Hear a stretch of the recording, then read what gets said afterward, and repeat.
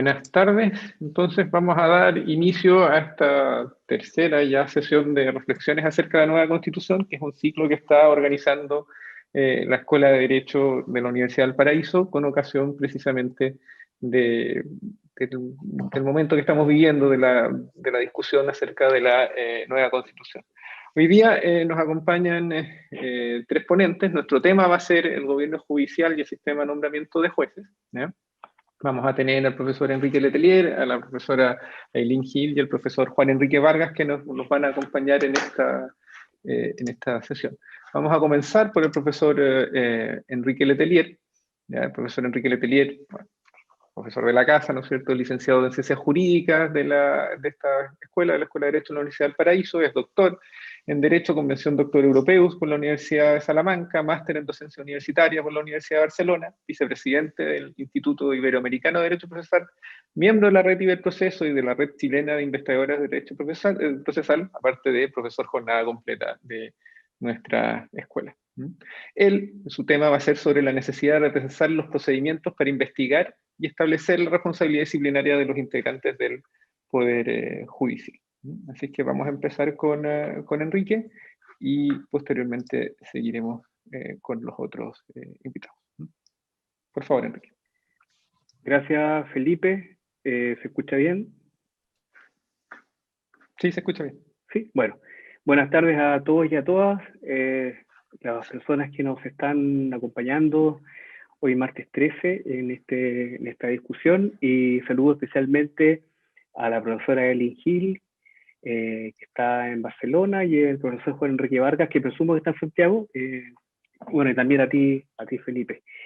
Y gracias por la invitación. A ver, el tema, claro, es el sistema de nombramiento y gobierno judicial, y a mí me pareció interesante abordar un problema, un aspecto del gobierno judicial que dice relación con el procedimiento de responsabilidad de los miembros del Poder Judicial, que es una cuestión que si uno mira las preocupaciones que ha tenido la Corte Suprema en los últimos años, no los últimos, sino que en un grupo importante de años, se nota que la Corte Suprema, tanto por las elaboraciones que ha hecho el CENDOC, y por propias decisiones de la Corte, se han ido adecuando las actas y autos acordados, modernizándose,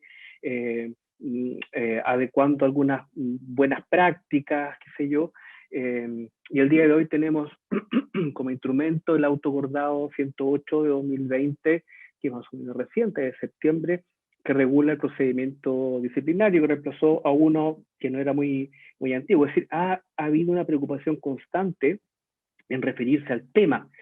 Y esta preocupación constante de la Corte Suprema de referirse al tema de la responsabilidad disciplinaria puede ser un síntoma de que hay problemas ahí, ¿no? En la regulación, puesto que si uno mira las fuentes de la regulación o la responsabilidad disciplinaria de los jueces y juezas, voy a decir jueces en general, por favor, jueces y juezas, pero además auxiliares de la Administración de Justicia, etcétera, etcétera, hay fuente constitucional, o sea, la Constitución se refiere a ello, el Código Orgánico de Tribunales en normas aunque están dentro de un mismo título, están bastante dispersas, y yo diría que son a veces de difícil comprensión, y además en disposiciones de orden infralegal como los autos acordados.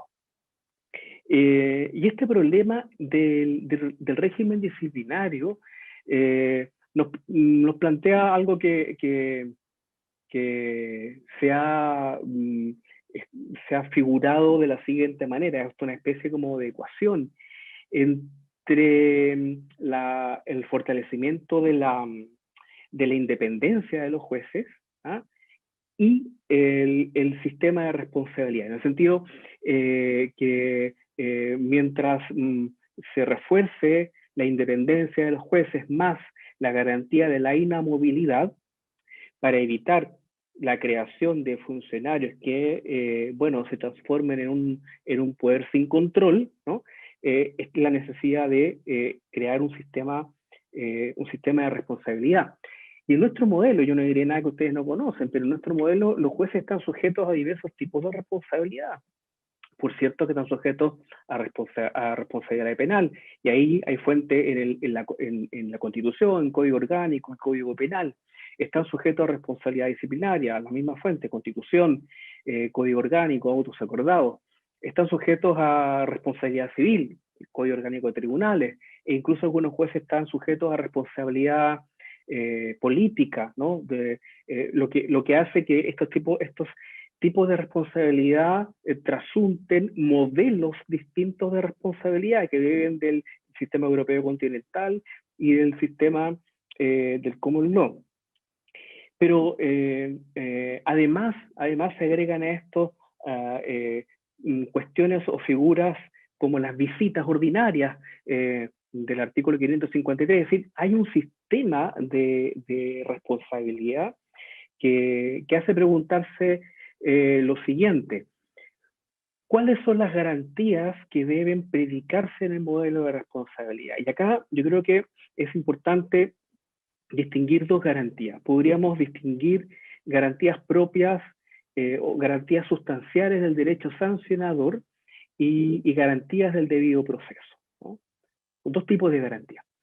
Pero para ello antes hay que resolver un problema, ¿no? Un problema que lo plantea estupendamente bien Andrés Bordalí en un trabajo más o menos reciente.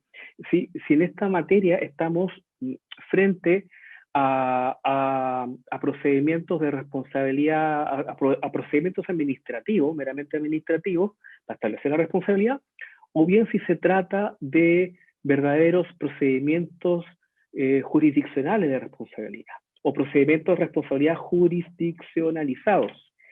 Y al parecer, según una tesitura, yo esto no lo voy a desarrollar ahora, pero hay buenas razones para decir que el sistema de responsabilidad al que se sujetan los integrantes de la administración del Estado y que permite que en sus superiores jerárquicos puedan imponer sanciones a través de sumarios administrativos, es diferente al sistema de responsabilidad que debe predicarse respecto de los integrantes del Poder Judicial.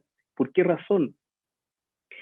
Porque uno de los principios que es necesario proteger en el seno de los miembros del Poder Judicial es la independencia interna. No solamente la independencia externa, sino que además la independencia externa. Y diré luego, la imparcialidad, principio de imparcialidad en su faz objetiva. Siendo así, entonces, habría buenas razones para entender que estos procedimientos disciplinarios tienen un fuerte cariz de procedimientos jurisdiccionales o procedimientos disciplinarios jurisdiccionalizados respecto a los cuales hay que predicar garantías del derecho sancionador y garantías del debido proceso. Y cuando hablo perdón, quiero hacer un primer excurso, no quiero ser desordenado, pero en alguna antigua acta, Felipe se ríe porque yo soy desordenado, pero en alguna antigua acta por ahí de la Corte Suprema del año 2007, los ministros al momento de modernizar dicen, vamos a modernizar que siga el procedimiento, pero en ningún momento puede considerarse que esto es un proceso entre partes. O sea, le restan el carácter de proceso jurisdiccional. La verdad es que el día de hoy, si uno lee el auto acordado 108, en varios momentos, el auto acordado se refiere a las partes, se refiere al proceso. En mi opinión, se refiere a las garantías del debido proceso. En mi opinión, lo que a la Corte Suprema hoy asume es una concepción jurisdiccionalizada del procedimiento disciplinario de los jueces. Entonces, volviendo al tema de las garantías sustanciales. Bueno, si uno analiza esto a la luz de la Constitución vigente, y digo Constitución vigente porque es posible que y sería tal vez esperable que estos mismos debates se mantengan o se repliquen o se tengan en el proceso constituyente. ¿Qué pasa con la garantía del artículo 19, número 3, inciso noveno? Aquella que señala que ninguna ley podrá establecer penas sin que la conducta que se sancione esté expresamente descrita en ella. O sea, en el fondo nos enfrentamos al problema de la falta de tipicidad de las conductas. Y para muestra, solamente un par de casitos a propósito de este trabajo con el que me topé de Andrés y que me parece súper interesante. Si uno mira el vigente artículo 80, inciso tercero de la Constitución, que la reforma constitucional que promueve el gobierno no lo eliminan el inciso cuarto, pero no el tercero. Entonces se permite que la Corte Suprema, a requerimiento del presidente, a solicitud de parte interesada, y quién es parte interesada, interesante eso, o de oficio puede declarar que los jueces no han tenido buen comportamiento.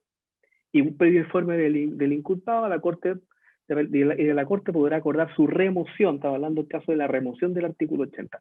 El problema está en que la definición de la conducta es totalmente porosa. ¿Qué es no tener buen comportamiento para los efectos de los estándares del derecho sustantivo sancionatorio? Uno podría acudir a la norma del artículo 337 del Código Orgánico de Tribunales que, a ver, cuidado, establecen presunciones de derecho de mal comportamiento. Y una presunción de derecho de mal comportamiento, insisto, para tomar un ejemplo extremo, la del número 3, fíjense, es que si el funcionario fuere corregido por más de 2 veces, por observar alguna conducta viciosa, por comportamiento poco honroso o por negligencia habitual en el desempeño de su oficio. Tenemos nuevamente que aparecen estos conceptos elásticos, indeterminados, indefinidos, que podríamos pensar que no cumple la garantía de la tipicidad. Algo así como lo que le pasó al artículo 318 del Código Penal, tenía que decirlo. Bueno, otro ejemplo, a propósito de lo mismo, es la norma del artículo, ya nos adentramos en el título de la jurisdicción disciplinaria, fíjense, jurisdicción disciplinaria, del 544, que permite a las Cortes aplicar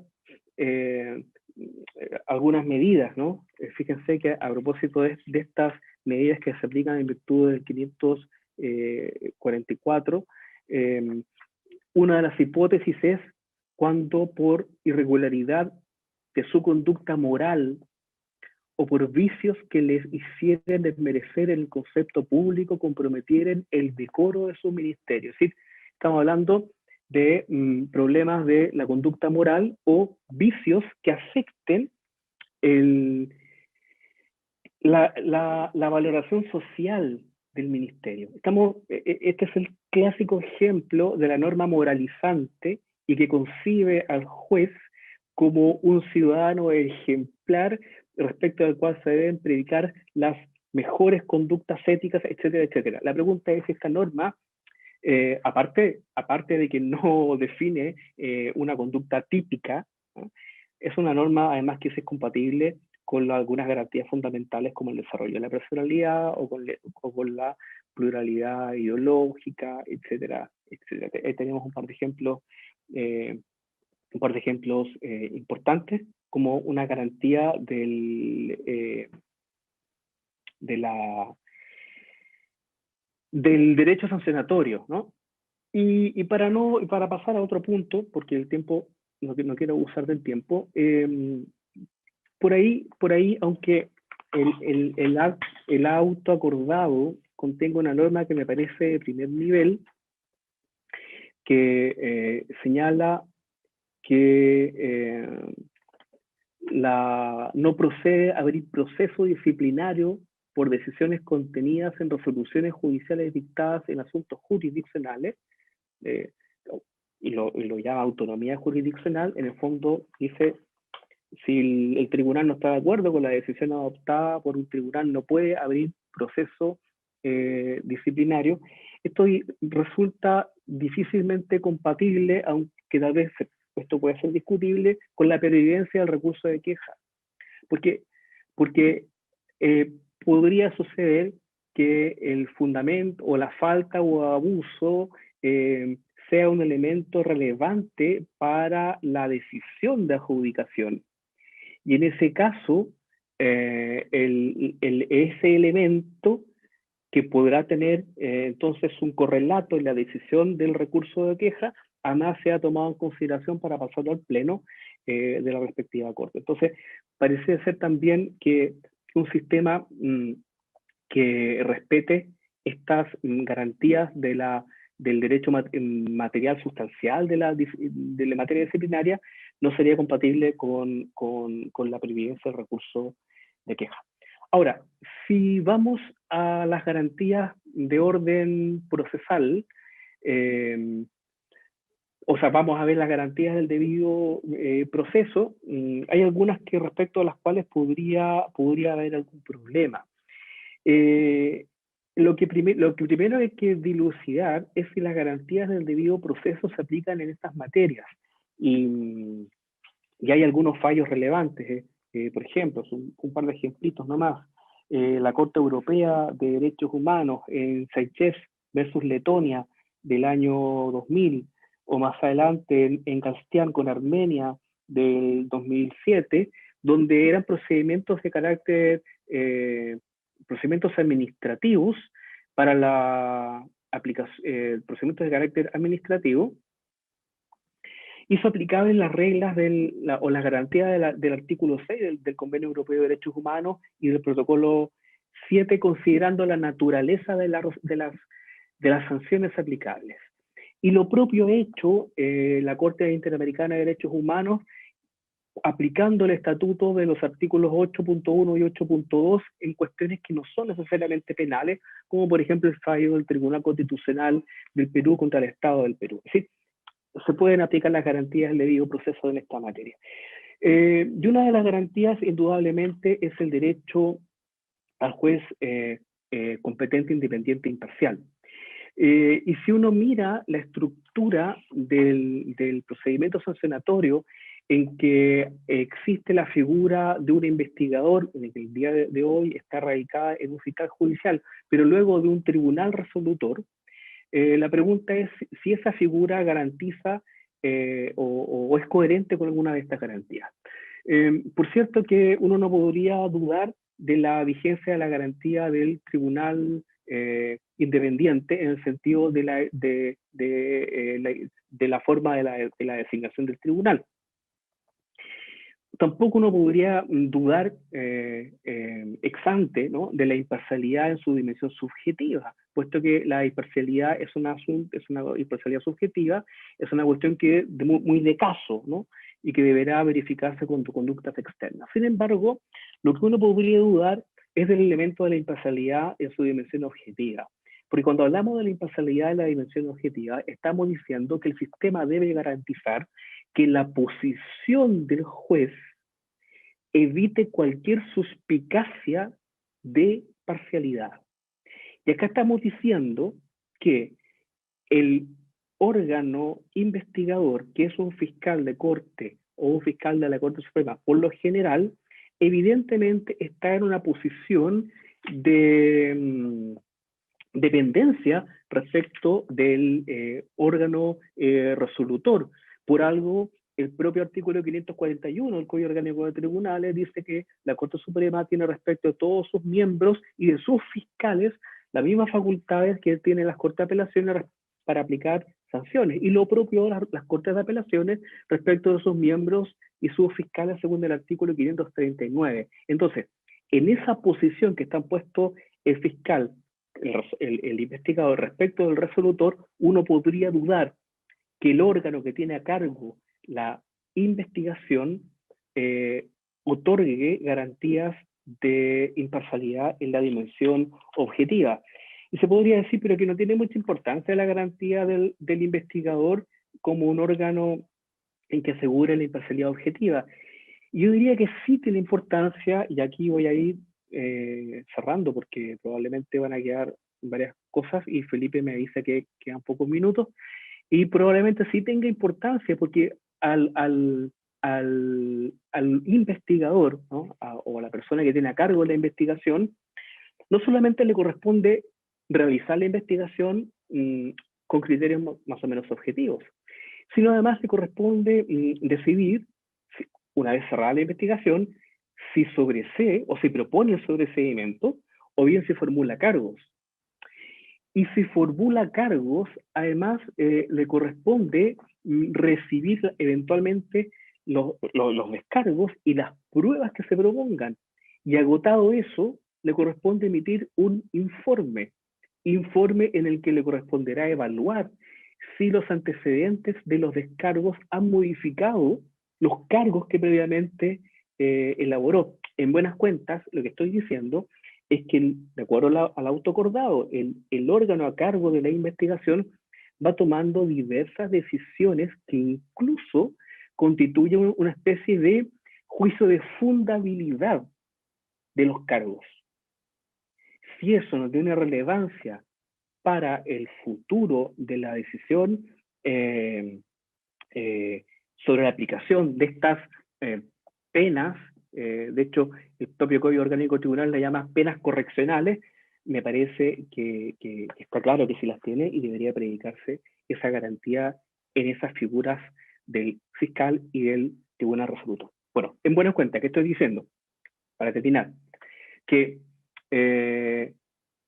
la reforma constitucional, ya sea la que se propuso por el Ejecutivo o los debates constitucionales, al hacerse cargo de un gobierno judicial, además debe tomar en cuenta el sistema de responsabilidad judicial, creando órganos que separen el control disciplinario del control jurisdiccional, porque esa es la única forma de garantizar un aspecto de los tantos otros, que puede ser la independencia interna y además la imparcialidad en su dimensión objetiva. Creo que estamos con eso gran tiempo, así que muchas gracias. Gracias, Enrique. Muchas gracias.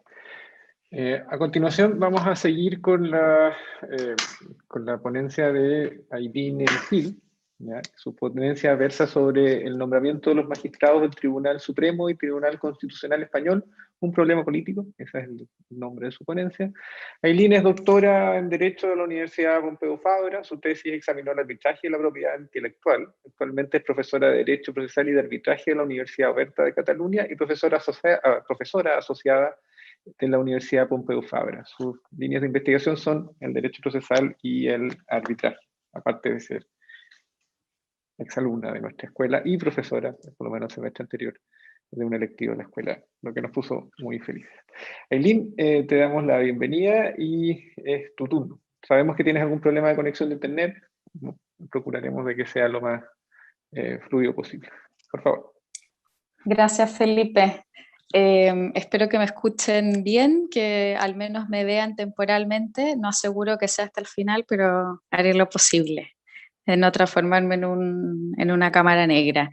Lo primero, agradecerles a todas y todos los que están conectados, mirándonos ahora, también a mis compañeros que me acompañan en esta presentación. Muchas gracias, Enrique, ha sido un placer escucharte. Gracias, Felipe, por la presentación tan cariñosa, y para mí también ha sido una gran felicidad y realmente conmovedor volver a hacer clases en la Universidad del Paraíso. Y encantada de conocerte, Juan Enrique, aunque sea virtualmente. Bien, dicho esto, voy a comentarles un poco de lo que es el nombramiento de estos altos cargos con esta mirada y esta pregunta, ¿no?, que invita un poco a la reflexión en torno al nombramiento de estos altos cargos que están en la cúspide judicial en España y que constantemente se plantea la pregunta en torno a su politización y también, si acaso, termina siendo su falta de independencia, ¿no?, un problema político. La verdad es que el tema de la independencia de los tribunales en España, y lo es creo en general en Europa y en el resto del mundo, un tema muy sensible para la sociedad española, principalmente asociado a estos altos cargos jurisdiccionales, ¿no? Y en concreto, entonces me gustaría referirme al Tribunal Supremo y al Tribunal Constitucional, porque ocurren en estos casos dos circunstancias bastante interesantes de compartir. A propósito de esto, ¿no? Lo primero sería encuadrar el tipo de nombramiento de estos magistrados y magistradas, de estos altos tribunales, dentro de diferentes sistemas que responden básicamente a dos binomios o a dos grandes fuerzas. Uno sería este binomio entre meritocracia e independencia, por una parte, y en segundo lugar, un binomio que asociaría democracia y accountability o responsabilidad, si tuviéramos que traducirlo. Entonces, el primero de estos binomios, de estas fuerzas, en base a las cuales se construyen determinados nombramientos, aseguraría que en la medida que se representen candidatos que cumplan con ciertos estándares técnicos o la meritocracia en definitiva, se conseguiría entonces de una manera absolutamente clara la independencia. Y en cambio, la segunda fuerza plantea que para determinados tribunales o altos tribunales sería conveniente optar por el segundo binomio que cede, ¿no?, en favor de la democracia por la necesidad de legitimidad que debe dotarse a ese órgano resolutivo. Y sobre estas dos fuerzas sí que me iré deteniendo cuando me refiero en concreto al Tribunal Supremo y al Tribunal Constitucional. Para llegar a eso, una brevísima descripción de la situación actual composición de ambos órganos. En particular, el Tribunal Constitucional, si uno revisa, ¿no?, esta composición, es interesante que a nivel histórico, de todos los magistrados que han sido elegidos dentro del Tribunal Constitucional, solo han sido mujeres 6 de ellas. Por lo tanto, el Tribunal Constitucional ya demuestra aquí, ¿no?, que su representatividad en términos del género femenino no alcanza ni siquiera al 10%. No solo se queda allí, sino que el Tribunal Constitucional español, además, no alcanza representatividad tampoco en cuanto al origen, ¿no?, de dónde provienen, desde el punto de vista de la comunidad autónoma, tanto de los que vienen de la carrera judicial como de aquellos que provienen del mundo académico. Incluso cuando provienen del mundo académico, normalmente provienen de la Comunidad de Madrid. Hay algunas justificaciones para ello, pero en definitiva demuestra la situación actual algún rasgo o sesgo. Cuando analizamos la situación del Tribunal Supremo, al menos en las últimas cifras publicadas, ¿no?, del 2018, la situación mejoró un poco, pero sigue demostrándose que la representatividad de las mujeres aquí es de un 15,7%, y todavía más preocupante que el Tribunal Supremo nunca ha tenido una presidenta del tribunal que sea mujer. Y recién en el año 2020 se ha conseguido 2 presidentas de sala mujeres. ¿Y por qué les comento esto? Porque me parece interesante que con motivo de la revisión de las formas de nombramiento y de los procedimientos, a partir de la situación que se constate, ¿no?, intentar modificar de manera cierta y real estos sesgos, que como ya digo, son sesgos de género, hay sesgos de edad, en este caso también hay buenos estudios que demuestran también sesgos de lugar en cuanto al origen, y una clara tendencia a una disminución de aquellos magistrados que provienen del mundo académico. Por lo tanto, con esta mirada un poco general, ¿no?, de la situación, algunos criterios que a mi juicio podrían favorecer un sistema de nombramiento que favorezca, por un lado, la meritocracia, que favorezca la publicidad y la transparencia, y me gustaría compartirles a ver qué opinan de estos criterios. El primero de ellos, ¿no?, estos criterios generales, a mi juicio, sería un concurso público, ¿no?, asegurar un concurso para acceder al puesto.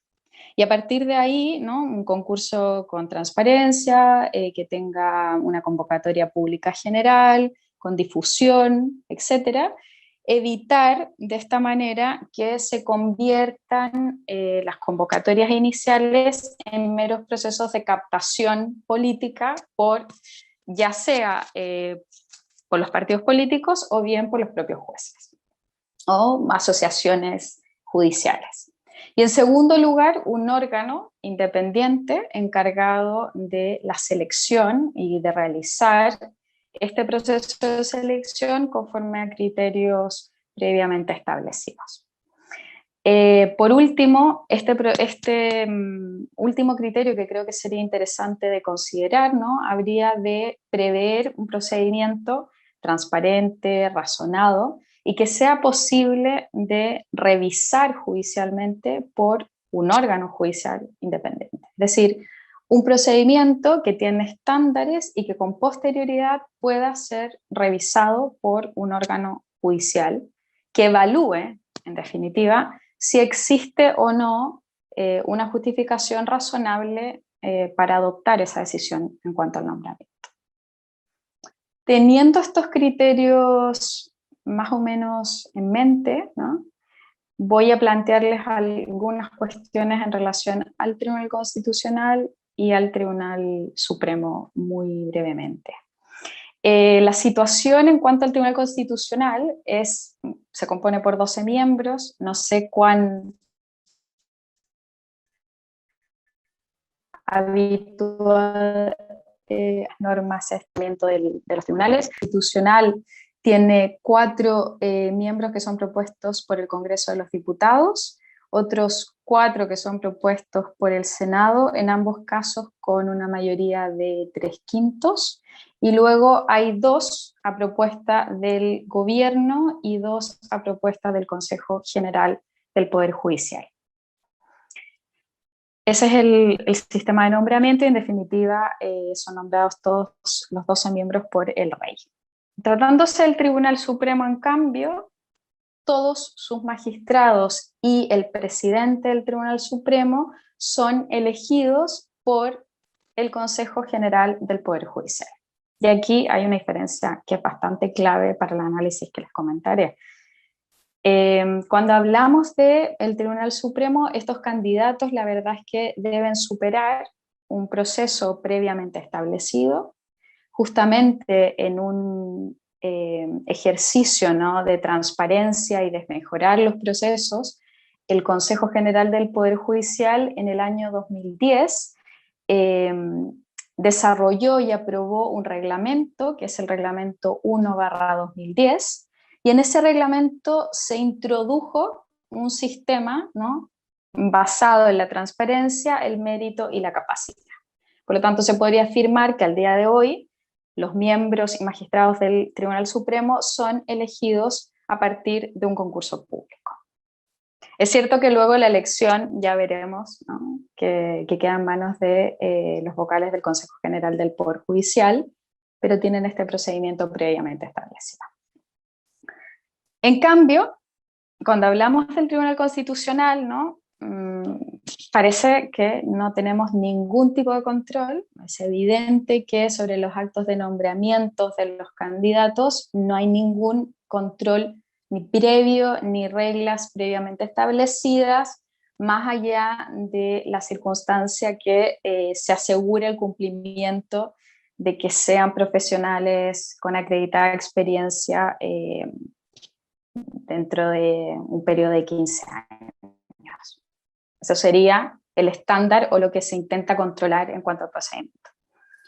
Por lo tanto, sí que tenemos una gran diferencia y se podría afirmar que el procedimiento de nombramiento de los magistrados del Tribunal Supremo sí que responde en alguna medida a estos criterios generales que les comentaba al inicio, que se entiende, ¿no?, debería cumplir como parámetro general el Estado de Derecho en general para el nombramiento de sus magistrados o de los altos cargos de la cúspide judicial.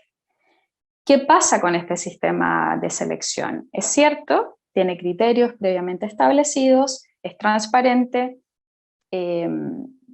ha sido un ejercicio bastante interesante lo que hace este reglamento del año 2010, pero este procedimiento sigue quedando en manos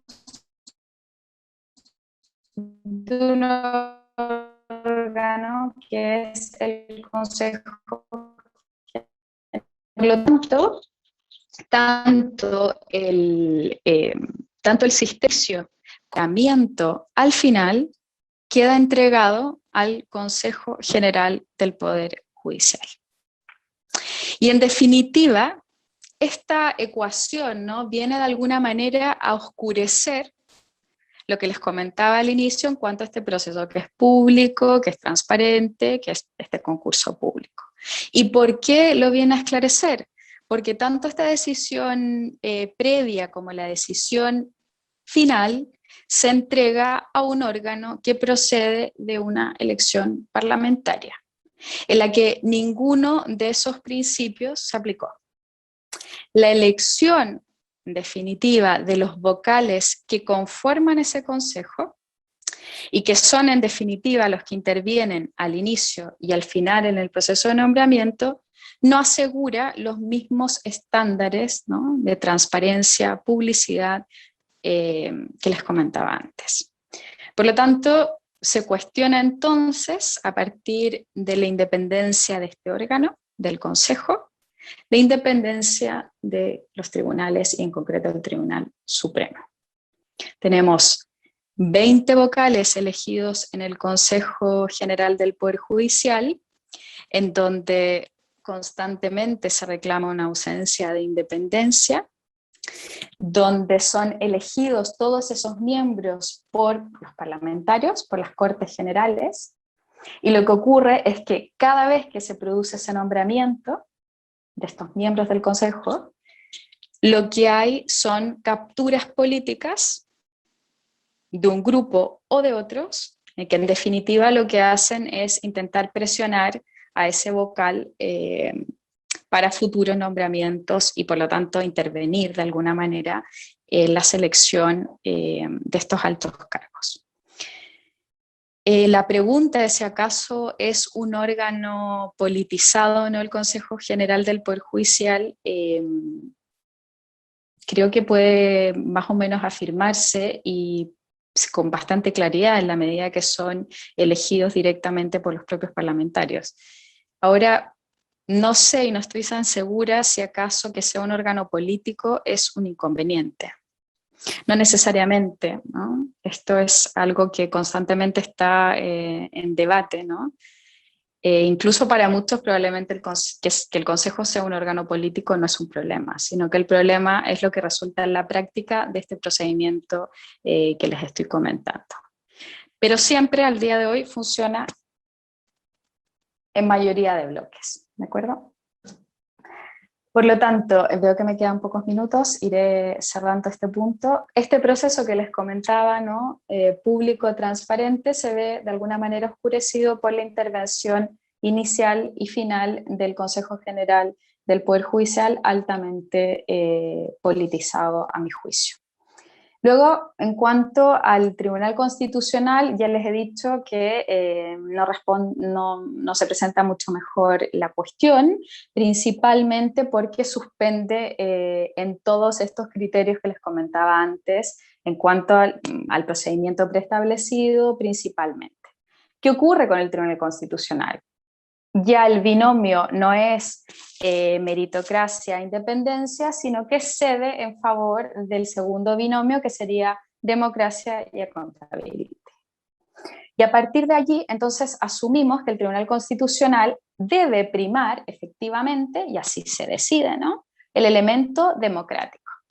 Y en la medida que esa ha sido la decisión, por lo tanto, la consecuencia de ello debería ser que la composición de ese Tribunal Constitucional debería ser representativa mínimamente de la propia sociedad española.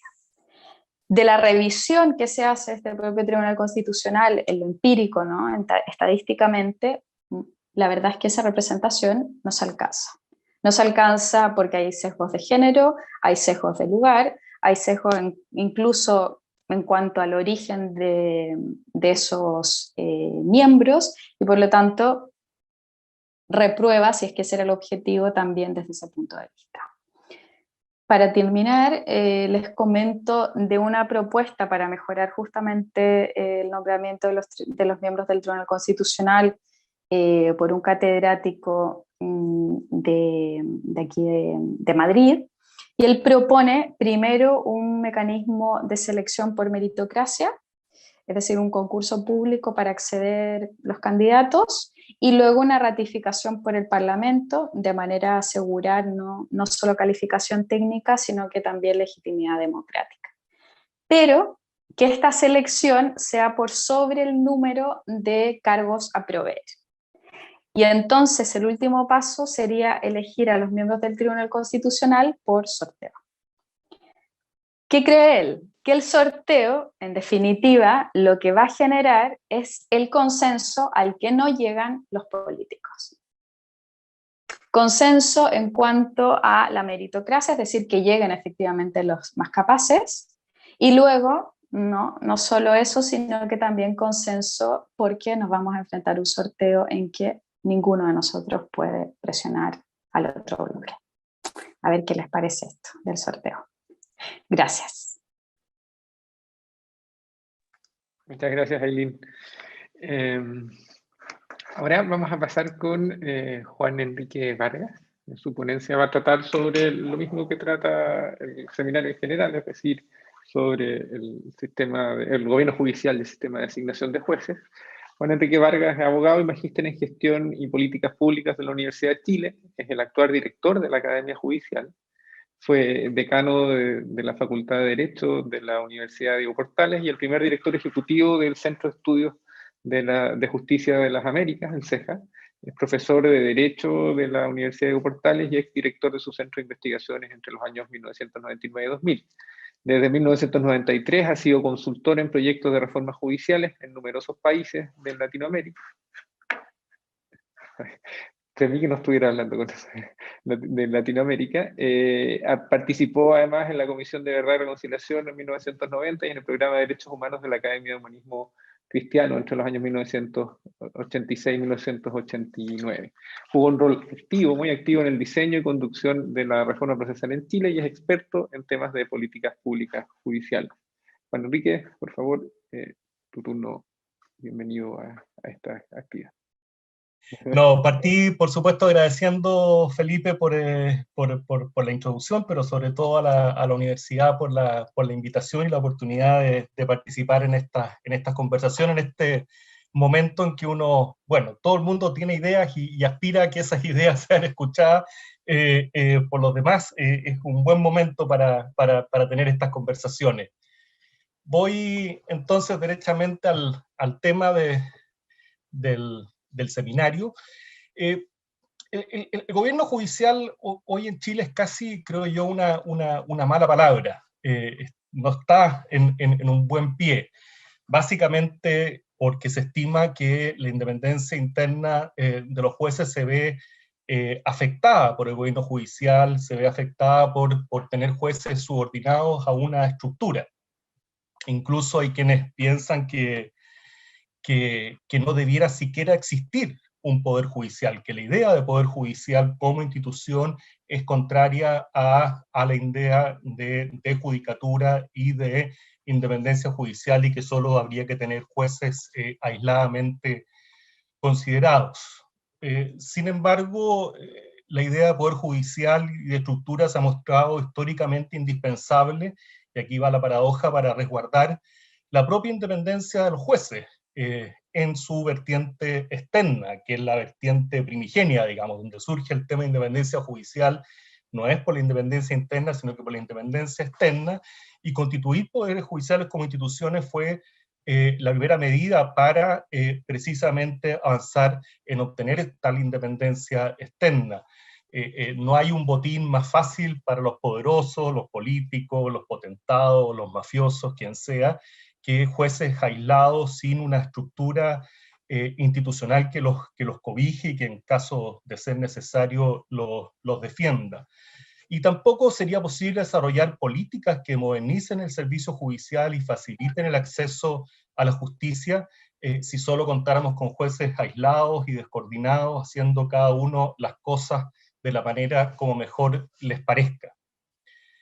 Ciertamente cualquier lesión a la independencia judicial es grave. No quiero, con lo que decía anteriormente, dar la impresión de que solo la independencia externa es un atentado a la independencia. La independencia interna es importante y puede ser lesionada severamente, no hay que minimizarlo. Pero sin embargo, sí quiero decir que los ataques históricamente más severos y con mayores consecuencias para la independencia judicial son más bien los externos. Ahí es donde están los mayores riesgos, y la experiencia regional lo comprueba severamente esto. El proceso de búsqueda de mayor independencia judicial es un continuo y registra avances y retrocesos. De nuevo, la región es muy claro, me refiero a Latinoamérica, para mostrar esto. Y lo paradojal que quería marcar es que la experiencia indica que se requieren de políticas que pueden parecer contradictorias en el tiempo. En un comienzo, como se decía, para lograr grados aceptables de independencia externa es necesario separar a los jueces de los poderes ejecutivos y poner el acento en lograr mayores grados de institucionalización de los poderes judiciales. Y es lo que uno predicaría, por ejemplo, para poderes judiciales extremadamente débiles en la región, como los de Honduras, Nicaragua, Ecuador. Lo que uno quisiera es que hubiese mayor institucionalidad en esos casos. Pero, y aquí va la paradoja, cuando se avanza exitosamente en esa dirección, se llega casi, con seguridad, casi inexorable, a un poder judicial excesivamente jerarquizado, con problemas ahora no de independencia externa, sino interna.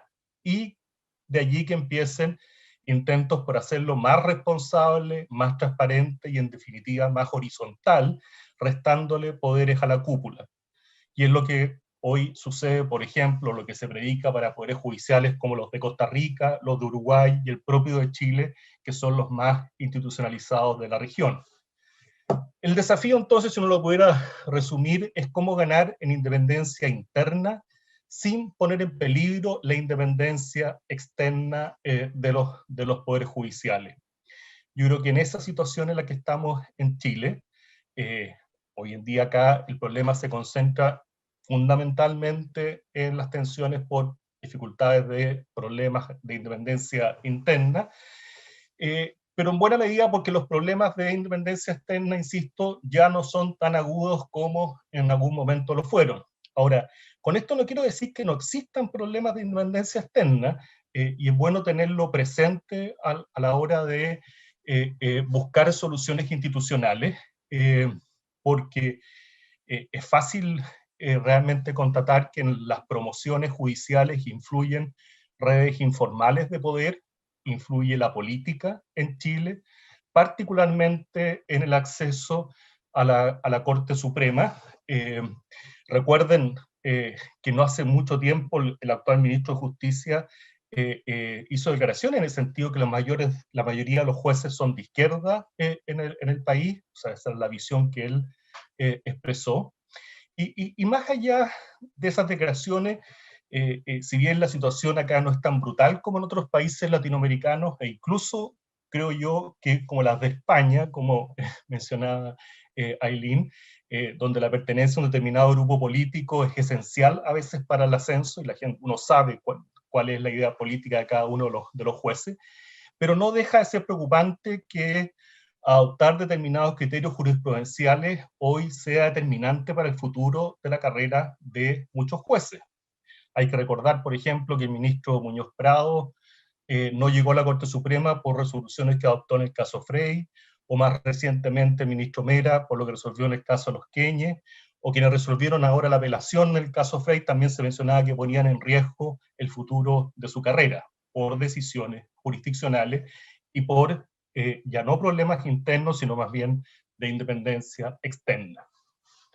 Pero la estructura y el gobierno judicial, y esto quiero remarcarlo, no son solo necesarios para la defensa de la independencia del Poder Judicial, o no hay que mirarlo solo y exclusivamente en función del tema de independencia, que si bien es muy, muy relevante, pues también cumplen otros objetivos muy, muy importantes para la calidad y la oportunidad de la justicia que reciben los ciudadanos.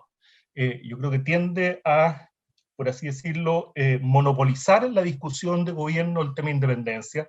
Insisto, sé que es muy importante, pero no hay que olvidar que el gobierno también es importante para que la justicia funcione y, en definitiva, brinde sus servicios adecuados, como digo, a los justiciables haya posibilidad real de acceso a la justicia.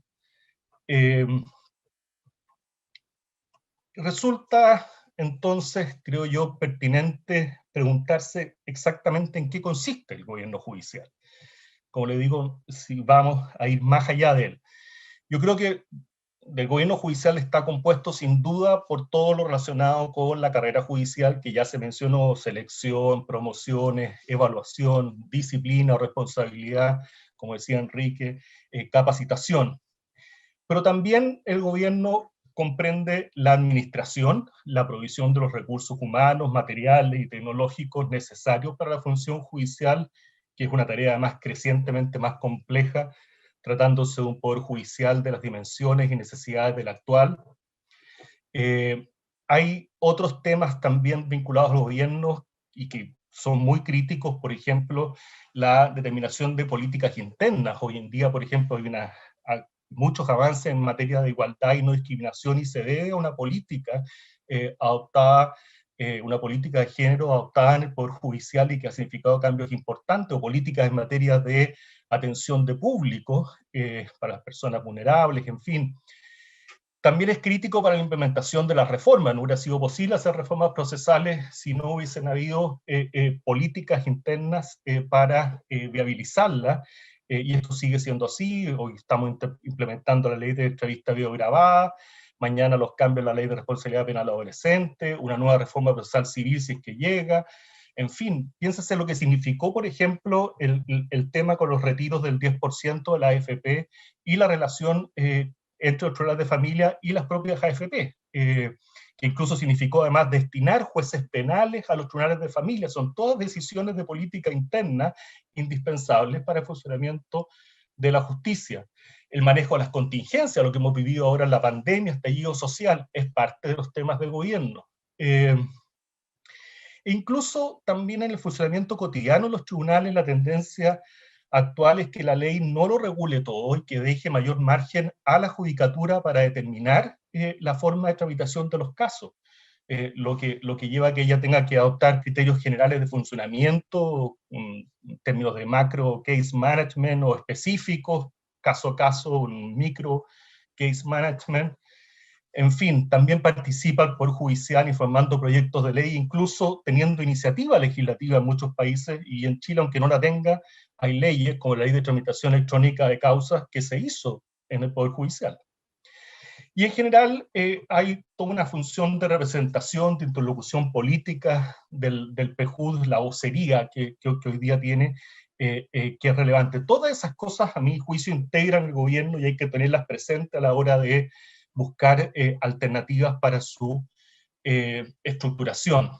La propia experiencia de la Academia Judicial en que yo estoy trabajando ahora revela muy claramente la necesidad de que hayan políticas de capacitación que no están ni podrían estar en la ley, definiciones de perfiles de cargo que establezcan las competencias mínimas por función, directrices y prioridades de capacitación, en fin. Y en la Academia Judicial, que tenemos lo más parecido a un consejo de la magistratura en Chile, circunscrito sus funciones, es eso lo que en definitiva se hace asociado o en coordinación con el Poder Judicial. De allí que yo sostenga que no hay ningún país que no tenga algún grado más o menos intenso de gobierno judicial y por lo tanto de institucionalidad judicial. Yo creo que la idea de que no existiese un poder judicial no solo es una quimera, sino que además sería incluso peligroso. Dicho eso, hay que reconocer que el modelo chileno de gobierno judicial sin duda está en crisis. Ya lo reconoció la propia Corte Suprema del año 2014, en que acuerda desprenderse de sus funciones no jurisdiccionales, y lo reiteró ahora en sus recientes jornadas constitucionales de fines del año pasado.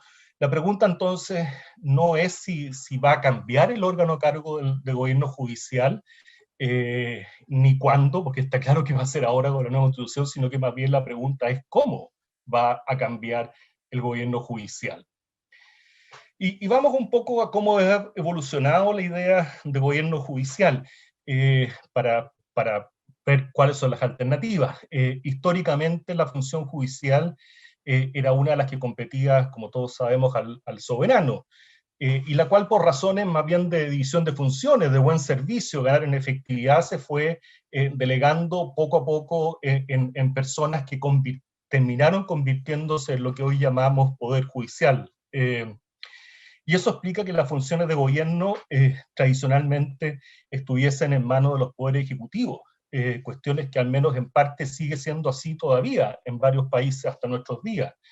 A lo anterior se une la falta de legitimidad democrática, ya se apuntaba eso en la presentación anterior, que la mayoría de los países tienen los jueces que no son electos directamente, y que es otra razón que justifica la intervención de autoridades externas, pero electas por sufragio universal, en su designación y gobierno. Pero para que realmente opere un sistema de pesos y contrapesos, la separación de poderes que hoy día se predica, es indispensable la existencia de jueces independientes. El avance de los derechos humanos y la necesidad de control judicial para velar por su respeto ha relevado también la importancia de lo anterior. Es así como pasamos de unos jueces que debían fundamentalmente pronunciarse por conflictos entre privados, originalmente hasta los penales eran conflictos privados, a unos que se abocan muy importantemente a conflictos entre los privados con la autoridad. Y todo ello redundó en una demanda muy intensa por mayor independencia judicial, concebida fundamentalmente como independencia frente a los poderes políticos, y por esto digo que la independencia externa es la primera que surge y la más fuerte. Y para materializarla fueron clave los cambios institucionales introducidos en sistemas de justicia en el último siglo. Una constante de todos esos cambios fue la de sustraer competencias sobre los jueces que estaban ubicadas en el mundo político para llevarlas a órganos con menor presencia de esto, o derechamente para llevarlas al interior de los poderes judiciales. En algunos casos paradigmáticos, está en Europa continental, España, Francia, Italia, que luego de la Segunda Guerra Mundial se crean los consejos de la justicia para encargarse de los temas de carrera judicial, nombramiento y disciplina, aunque las labores de administración continuaron en manos de los poderes ejecutivos. O el caso de Inglaterra, que hasta una fecha tan reciente como el año 2005, las funciones ejecutivas de gobierno judicial, incluso jurisdiccionales, se encontraban confundidas, no existiendo una separación de poderes como la concebimos actualmente. Producto de la reforma de ese año, se crea una Corte Suprema para excluir a la Cámara de los Lores como tribunal de apelaciones y comisiones de nombramiento parecidas a los consejos de la justicia, con el fin de excluir factores políticos en las designaciones. Sin embargo, se mantuvo ahí también al Ejecutivo a cargo de la administración de los tribunales. Los Estados Unidos de Norteamérica, país federal, digamos, que cuenta con distintos sistemas, pero a nivel federal, lo que tenemos es que los nombramientos judiciales los hace el Ejecutivo con acuerdo del Senado, todos los nombramientos, pero todos los restantes temas de gobierno son de competencia interna de los propios tribunales a través de las conferencias judiciales que hay a nivel federal, de circuito y de distrito, las cuales están integradas, eso sí, por jueces de diversas instancias, que las conduce el respectivo presidente. En el caso chileno la evolución ha sido parecida, si bien ya de la Constitución de 1823 se otorgaba a la Corte Suprema la superintendencia directiva, correccional y económica de los tribunales, le confería al presidente director supremo velar por la conducta ministerial de los jueces y nombrarlos. Y también el Ejecutivo se hacía cargo de la administración judicial. El presidente conserva hasta el día de hoy realmente esta facultad de velar por la conducta ministerial de los jueces, claro que no se traduce en nada concreto, sigue manteniendo los nombramientos o la intervención en los nombramientos, pero claro, a propuestas del propio Poder Judicial y con intervención del Senado en el caso de los ministros y fiscales de la Corte Suprema. y la administración de los recursos del Poder Judicial fue cedida a la Corte Suprema recién el 10 de marzo de 1990, que se crea la Corporación Administrativa del Poder Judicial, curiosamente el día antes que terminara la dictadura. En síntesis, en Chile se ha experimentado el mismo tránsito de otros países en ir prescindiendo de la injerencia política en las cuestiones judiciales y en su trabajo, pero, y aquí está la diferencia, se ha situado la mayoría de las competencias en la Corte Suprema, la cual ha tendido a maximizar estas competencias, por ejemplo, de hecho, interpretando su facultad de dictar autos acordados en forma muy amplia, incluso adentrándose en materias que debieran ser objeto de ley. Y en ese contexto los problemas de independencia judicial en Chile son fundamentalmente internos y están relacionados con esta excesiva concentración de funciones de gobierno judicial en la cúpula de la institución, y se expresa más que nada en los temas de promociones judiciales y en la disciplina, y son esos los que motivan la idea de crear un Consejo Nacional de la Justicia como un ente externo encargado de las mismas y que ha estado en la agenda de discusión desde el regreso a la democracia. A mi juicio, yo creo que la discusión hasta el momento no ha sido todo lo profunda que uno esperaría. Yo creo que la solución de echar mano a los consejos, una solución muy rápida, como refería antes, los consejos, su razón de ser fueron lograr mayor independencia externa, quitándole facultades a los ejecutivos, y aquí se apela al Consejo para lograr otro tipo de objetivo, independencia interna, quitándole facultades a la Corte Suprema. ¿Puede servir el instrumento? No lo sé, pero la situación es distinta. Yo creo que se apela también a la experiencia europea y particularmente la latinoamericana de los consejos sin haber examinado muy detenidamente su funcionamiento. Yo tuve la experiencia de interactuar mucho durante bastante tiempo, sobre todo con los consejos latinoamericanos, y realmente mi experiencia personal fue bien decepcionante al ver cómo funcionaban no solo los problemas de politización, que eran muy agudos, sino que también de inoperancia, que eran también muy críticos. Yo creo que hay una suerte de excesiva esperanza en los consejos por quien no los tiene, y más bien hay una suerte de desaliento por quienes sí lo han tenido. De hecho, di con un estudio del IFES que se hizo unos años atrás que da cuenta que en los países donde no había consejo, más de un 80% de los operadores judiciales estimaban que la creación de uno mejoraría el nivel de independencia judicial, 80%. En cambio, la mayoría de los encuestados en países donde sí habían consejos consideraban que habían tenido un efecto negativo en la independencia judicial. El riesgo entonces, como señalábamos en un comienzo, creo que es que por tratar de mejorar problemas que efectivamente existen independencia interna en el Poder Judicial chileno, se retroceda en términos de independencia externa, que son muy complejos y más difíciles de extirpar. Yo creo que los problemas de independencia interna están ligados principalmente a los ascensos, pues esto que intervenga un superior, que a su vez es el que revisa las resoluciones, mezcla los elementos jurisdiccionales con las decisiones sobre la carrera, y eso es lo que lo hace muy complicado. Pero este efecto también puede darse cuando intervienen órganos externos, como ya se ha visto los ejemplos que ponía de la intervención del Senado en las Cortes Supremas. Yo creo que probablemente si uno pensara en un sistema sin carrera, esto se solucionaría, o es la única forma de solucionarlo. Estoy pensando en un sistema tipo anglosajón, digamos, donde la gente entra ya con más edad, no a los 30 años como entra al Poder Judicial en Chile y puede estar 40 años hasta retirarse. allá entra de más edad y se queda en un cargo, y si quiere postular otro cargo, tiene que postular como cualquier otra persona, y no hay lo que nosotros conocemos como ascenso. Yo creo que el problema que tenemos es tener a alguien 40 años en el Poder Judicial y que naturalmente quiera mejorar su estatus, su renta, y esto significa además que haya que probablemente evaluarlo, porque no puede estar 40 años sin someterse a ningún tipo de escrutinio, como se someten las otras autoridades que ejercen soberanía pública. Y en general, en Chile, como digo, el problema está en las promociones. El sistema de selección hoy en día, en buenas manos, desde la creación de la Academia Judicial, está en manos de la Academia, porque es la puerta de entrada, y se ha logrado establecer un sistema donde un sistema objetivo, competitivo, transparente, técnicamente yo creo que bien elaborado, donde las interferencias políticas, e incluso las internas, no son graves, y yo creo que esto, que no ha sido nada fácil de lograr, es un buen modelo a seguir. Pero el problema, insisto, está en las promociones.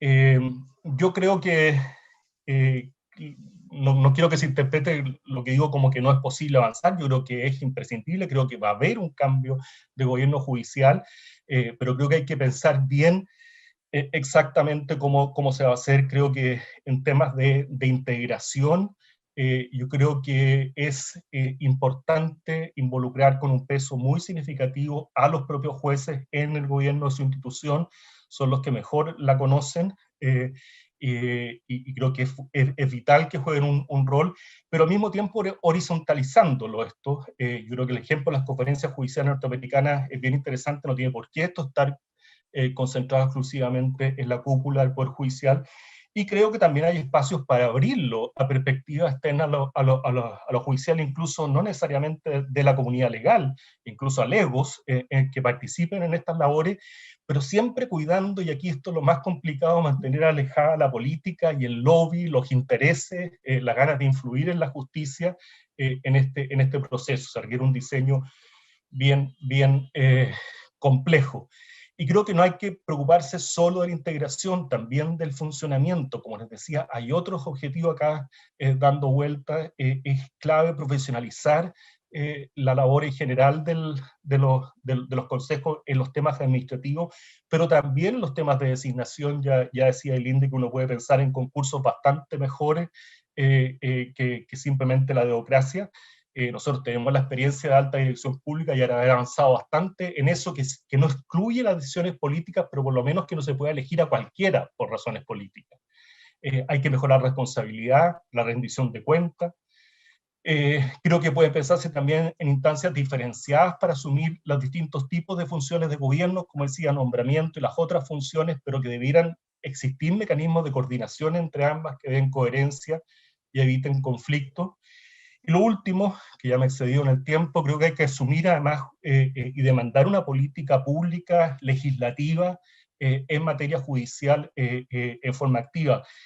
Uno le critica a la Corte Suprema autos acordados, decía que, por ejemplo, en el tema disciplinario que mencionaba Enrique, que van más allá de lo que dice relación con el funcionamiento de los tribunales, pero en buena medida esto también responde a la indiferencia de los colegisladores, que estos temas no los han simplemente asumido y han quedado ahí en tierra de nadie. Bueno, me excedí en el tiempo, así que mis disculpas, Felipe, pero llego hasta ahí. Muchas gracias, Juan Enrique. Vamos a pasar ahora a las preguntas. Tengo algunas preguntas en el chat.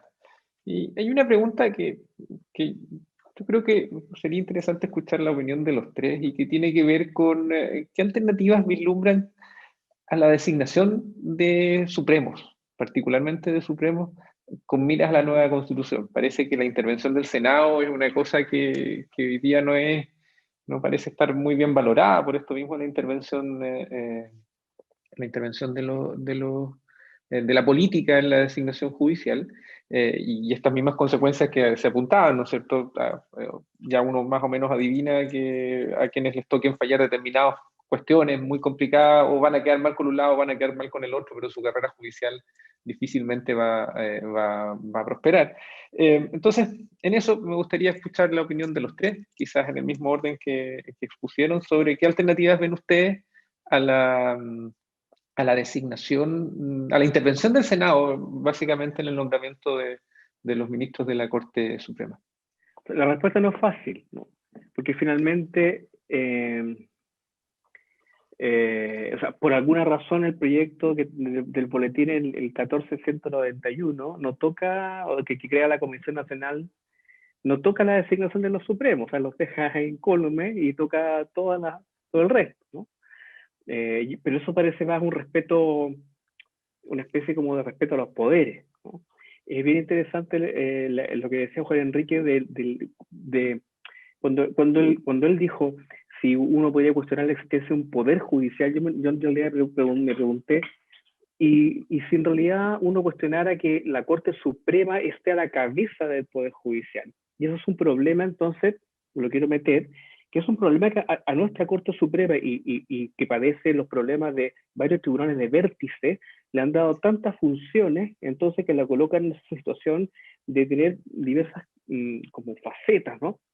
Bueno, pero para responder la pregunta, en mi opinión, claro, creo que el mejor sistema sería el de optar a un cargo por oposición de antecedentes. Es decir, un concurso de oposición de antecedentes como se preparan en otros países. Yo he visto jueces que se preparan muchos años para optar al cargo. Y eso permitiría, según el diseño del cargo, ni siquiera, o sea, prescindir de aquello que se describía recién de la carrera judicial. Es decir, con ciertos estándares determinados según la necesidad del cargo, postular un sistema de oposición y antecedentes para que fuera dirimido por una comisión en la que tuviese muy poca incidencia en la cuestión política. Yo creo que un defecto del proyecto de ley que crea esta Comisión Nacional de Nombramiento es que hay un componente político que tal vez debería soslayarse. Pero por lo menos por ahí iría mi propuesta. Eileen, ¿qué piensas tú de esto? Ahí veíamos que hay una propuesta bastante interesante, provocadora, ¿no es cierto?, esto del sorteo, pero en miras a este nuevo diseño constitucional, digámoslo así, ¿qué propondrías tú como para la designación concretamente de los ministros de la Corte Suprema? Sí, yo en concreto para los ministros de la Corte Suprema, que creo que sería la misma cúspide de la que estaba hablando, ¿no? Estos tribunales que están en el vértice judicial, creo que la intervención del Senado no es lo adecuado. Sí creo que debería, tal como les comentaba, ¿no?, establecer ciertos criterios. Uno de ellos debería ser un proceso de selección público, transparente, previamente establecido, y la distinción entre el órgano encargado del proceso de selección y el órgano independiente también encargado del nombramiento. Si este órgano que se encargará del nombramiento debe ser o no el órgano de gobierno del Poder Judicial, es una cuestión que a mi juicio dependerá de cómo esté configurado ese órgano de gobierno, es decir, quienes representen y si efectivamente ese órgano de gobierno asegura la independencia deseada para finalmente pasar esa etapa final de selección. Pero para mí es clave este proceso previamente establecido de concurso público, meritocracia al inicio, sin intervención política y separar órgano de selección y órgano de nombramiento. Yo creo que eso podría ser. Juan Enrique. Yo creo que tenemos un problema complicado. Lo hemos visto en los últimos concursos para externos de la Corte Suprema en que han ido disminuyendo los interesados, y lo mismo en el Tribunal Constitucional. Hay poca gente interesada. Por lo mismo, a mí me parece que el tema del sorteo, por ejemplo, podría ser un desincentivo también para que se presente más gente. Yo le veo ese problema a ese sistema. Cómo conseguir candidatos. Yo creo que ese es el primer desafío, es cómo levantar buenos candidatos, y por supuesto un procedimiento que dé garantía es clave para para eso. Yo creo que el concurso hay que rediseñarlo en función de eso también. La parte previa, ustedes saben de que ahora hay audiencias, etcétera. Yo casi profesionalmente he participado en varias audiencias, postulé 2 veces a Fiscal Nacional, postulé al director de la Academia Judicial, que también fue un sistema, y las audiencias como mecanismo para obtener información, para tomar una decisión, no sirven.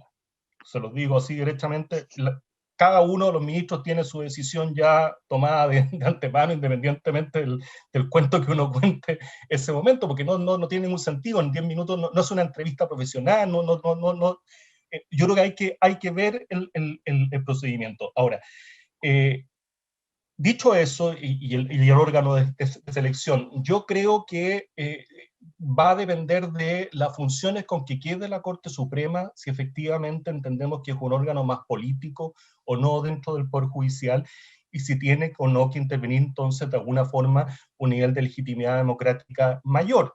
Yo creo que si se sacan las funciones de gobierno, ya o se la sustrae de parte de las funciones del gobierno, pero que es un órgano más que ir a participar, pero si se horizontalizan, etcétera, ya eso cae. Pero si vamos a pensar en una Corte Suprema con funciones ya más claras a nivel de, como venía en la reforma procesal civil, digamos, de dictar jurisprudencia obligatoria, sí yo creo que eso tiene un componente que uno debería pensar entonces de tener un estatus distinto. Y ahí yo creo que debiera mantenerse entonces una instancia de decisión política, pero ya dentro de un universo seleccionado más técnicamente. Y si en esa instancia política debe intervenir o no el Senado, bueno, yo creo que fue un error de negociación cuando se metió el Senado en esto, cuando fue el 1996, por ahí, ya no me acuerdo. Pero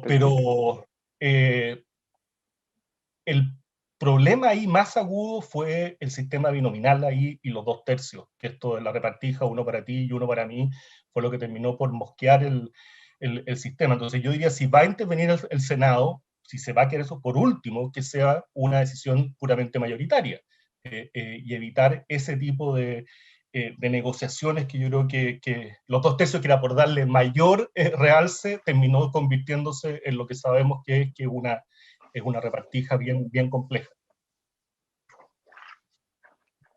Gracias, ¿Puedo Enrique. comentar algo, Felipe? Sí, por favor.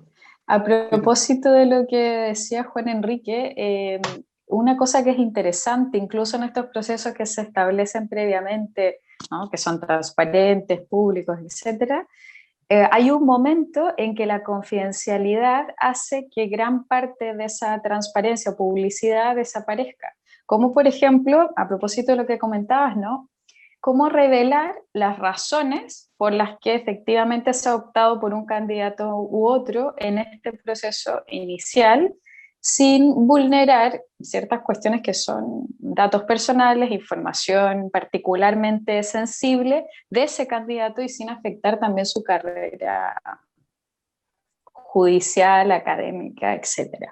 Y en esos casos entonces se opta, ¿no?, por la confidencialidad, y por lo tanto incluso en ese proceso que es transparente, público, no llegamos a saber por qué, por ejemplo, se ha optado por un candidato u otro. Por lo tanto, nuevamente parece que nos encontramos con un problema, ¿no? Si es que nadie va a expresar efectivamente esas razones o nunca las vamos a conocer, cuán transparente y cuán público será el proceso de selección también. ¿Cómo lo solucionamos eso? No lo sé. No sé, Juan Enrique, si tú tienes ahí alguna experiencia. Yo hoy tengo la experiencia de alta dirección pública, en que hay cosas que son transparentes y son públicas, y hay cosas que no son transparentes y no son públicas. Y las entrevistas finales que da la comisión de selección con el candidato no son públicas. Y por supuesto ahí uno puede explorar y preguntar cosas que después, digamos, si es en serio, es una información que después hasta podría perjudicar la gestión del candidato, digamos, por las cosas que hay que aparecer. Entonces, lo que se hace en estas audiencias que tenemos acá no tiene nada que ver con una entrevista para seleccionar a alguien. La gente habla sobre la justicia. Te quiero para tal cargo, digamos, ¿no? Entonces, como si fueran cosas que esas las que fueran a resolver. No se puede ahondar en los temas, porque claro, sería muy complicado si saliera a la luz pública. Entonces, yo creo que hay partes que necesariamente tienen que ser reservadas. Eso parece, confidencialidad en alguna parte del proceso. Así parece ser. Oigan, ya estamos cerca de la hora de término, así que les quiero agradecer. Quiero además recordarles que esto es parte de un ciclo de conversaciones, de reflexiones que la escuela está promoviendo, y que en ese sentido yo quiero invitarlos a todos a todos los que lo vean ahora, lo vean después, a conectarse a la próxima sesión, ¿no es cierto? La próxima sesión va a ser porque esto dura, perdón, hasta el día 16 de agosto, estamos recién empezando. La cuarta jornada va a ser el 20 de julio a las 18 horas, por este mismo medio, y el tema es el principio de personalidad de la responsabilidad penal, con especial referencia al subprincipio de culpabilidad en el constitucionalismo comparado. Como les decía, es el 20 de julio a las 18 horas, la transmisión también es por YouTube, y expone el profesor José Luis Guzmán, y también están dialogando los profesores, el profesor Juan Carlos Cárcamo y Rocío Sánchez. Les quiero volver a agradecer a Enrique, a Eileen, a Juan Enrique por regalarnos el tiempo y todo lo que se ha producido ahora.